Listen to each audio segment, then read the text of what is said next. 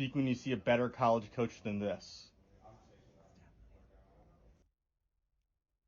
All right, so yo, I'm back with another one of these. So you saw it, it's Dabo. And I'm not a huge Dabo fan, but I know the man's done his thing. Trevor, Deshaun, Taj Boyd. So give him his credit. Got a chip on. He's got himself a chip.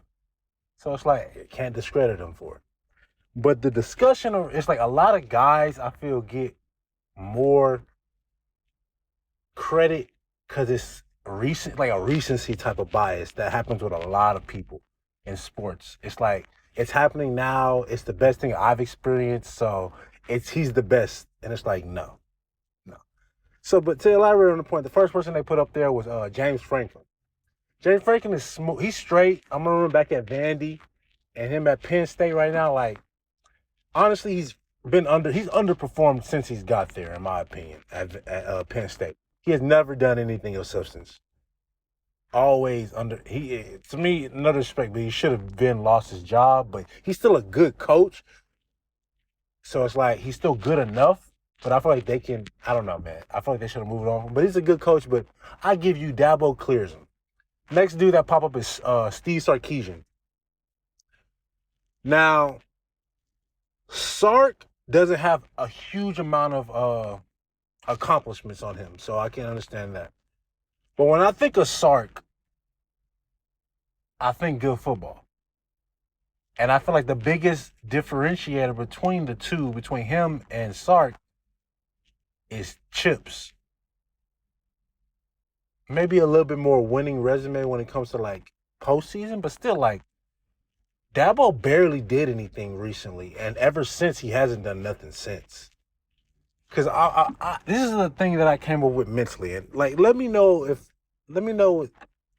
Dabo to me right now is what Kevin Sumlin was when he popped off, and he's living off of that pop off, and then it's like it's just dwindling down the line, and and more than likely sooner or later he's going to lose his job. But let me elaborate. So like Kevin Sumlin at A&M was not doing A&M was still A&M back then. Like when A&M was nothing special. A&M was Texas's little brother. No one pays attention to them. Like 12th man who knows what like it was nothing. Then I don't even say Kevin Sumlin showed up. Johnny Manziel showed up. Johnny Manziel showed up. Johnny Manziel was, I don't say, I don't know what Johnny was coming out of high school, but Johnny was not a highly touted recruit. I know that for sure. He wasn't some huge quarterback prospect that got everybody's attention, and it's like, this is going to be a great program. They popped off and popped out of nowhere over at A&M with Johnny Manziel. And what occurred post Johnny Manziel? A&M became a household name, and it's like they were just it. They were known. Sumlin got a huge extension. It was just the time to be an Aggie at the time. And then from Manziel, Sumlin was able to start consistently getting top-tier recruiting classes. He started to get like number one recruiting classes like the following years consistently.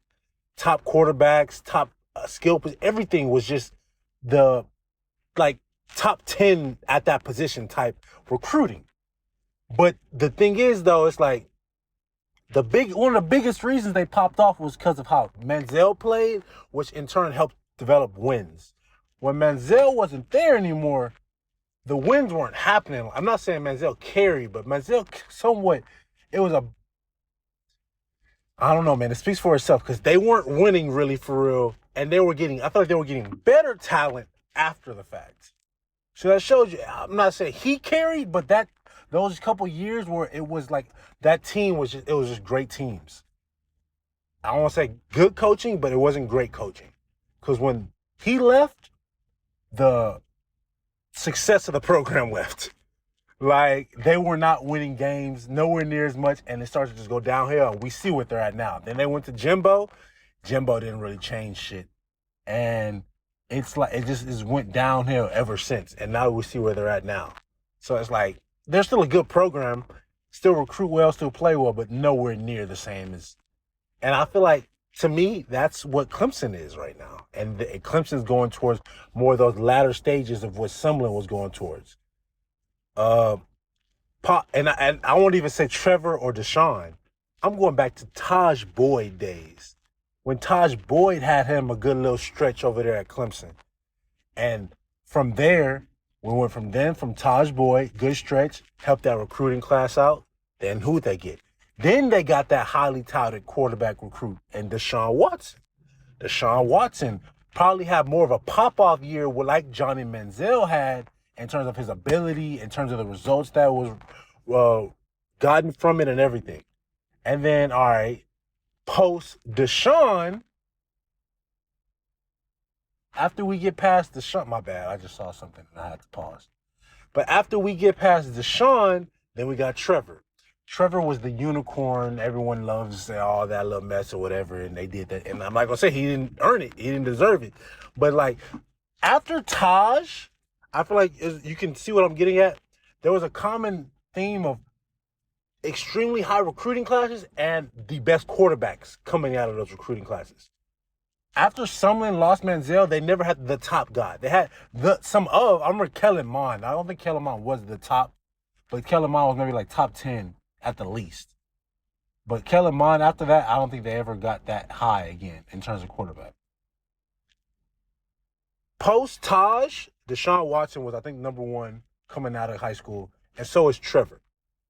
The teams were really good, had very good skill position because high recruiting classes. But more of my point is that Clemson now, to me, is what A&M was then, which is a big pop-off year, build off of that through recruiting with a whole bunch of kids, like knowing your program, seeing what is recently done, recency bias, knowing what is recently done and wanting to be a part of that, wanting to go to that school. And they did. And you were able to get some winning seasons out of that. Deshaun, Trevor. But post that, and even on the latter stages of with Trevor, because I think the last year or so with Trevor, they weren't doing that well. But for sure, these past 2 years, I'm sorry, bro, but Clemson is not like that. And to me, Dabo is not like that. He's a good coach, has a good head on his shoulders, and can do good things.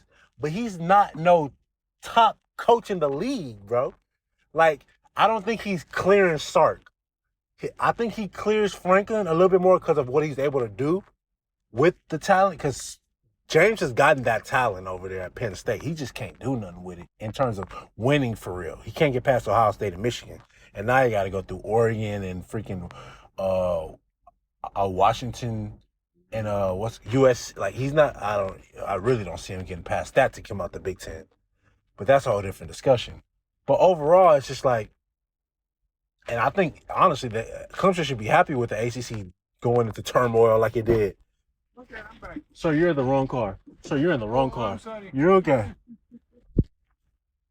Yeah, I don't know what the fuck that shit was, bro. That's some wild ass motherfucking shit. But yeah. My point, that's some wild thing to have in the midst of this video.